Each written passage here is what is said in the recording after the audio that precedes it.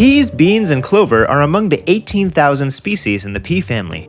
Most species in this family, including these three, are known as nitrogen fixers. They increase the level of nitrogen in the soil, which plants need to produce protein so they can grow, and chlorophyll so they can photosynthesize. One way to use this in the garden is to interplant nitrogen fixers with other plants that need a lot of nitrogen. Or you could plant a nitrogen-fixing cover crop like clover for fertile soil next year. Okay, this can be useful, but doesn't nitrogen fertilizer do the same thing but more conveniently? Why bother with this nitrogen fixation thing? Understanding this requires us to understand how nitrogen fixation works, which in turn requires us to understand the broader nitrogen cycle. So let's start with the big picture. Nitrogen makes up 78% of the Earth's atmosphere by volume. But most of this nitrogen takes the form of two nitrogen atoms strongly bonded together, which isn't very reactive and is useless to plants. For it to become plant available, we need the help of bacteria.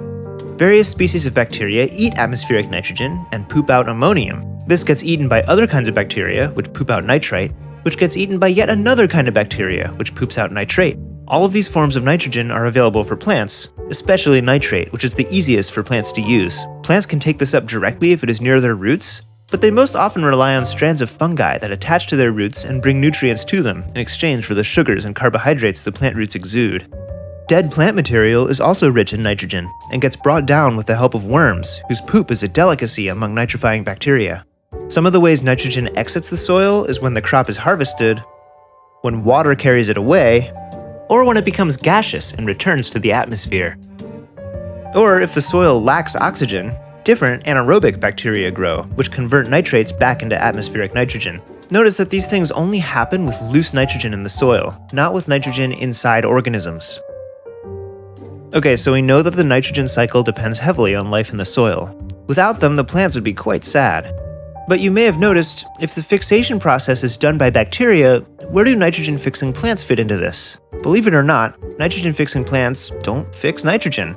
Rather, they create habitat for the bacteria that do. The roots of this clover plant have little nodules that house huge amounts of nitrogen-fixing bacteria.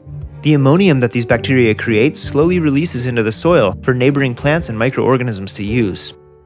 When the plant dies, the bacteria disperse into the soil, resulting in an abundance of bacterial allies for future plants' nitrogen needs. You know how earlier I said that water can carry soil nitrogen away? This nitrogen ends up in rivers, which can disrupt the ecosystem by enabling algae to dominate. But remember, this only happens to loose nitrogen in the soil, and not to nitrogen embedded in organisms. And fertilizer adds pure nitrogen without the organisms. So when it rains, huge amounts of it run off and pollute the water. Loose nitrogen molecules are also much more prone to volatilization, releasing huge amounts of nitrous oxide, a potent greenhouse gas, into the atmosphere. But that's not all. Such quantities of pure nitrogen irritate earthworms, which end up dying or leaving.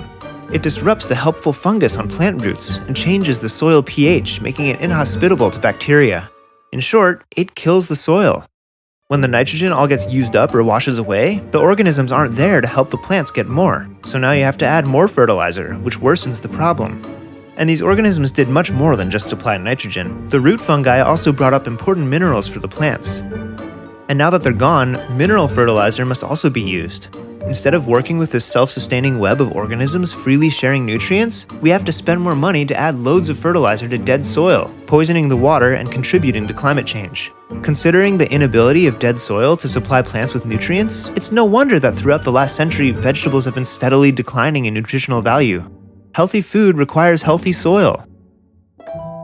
So if the soil around you is rich and alive, try to keep it that way. But if, like most of us, the soil around you is dead or dying, nitrogen fixers can help to add a little more life so that someday our tiny allies under our feet will come back.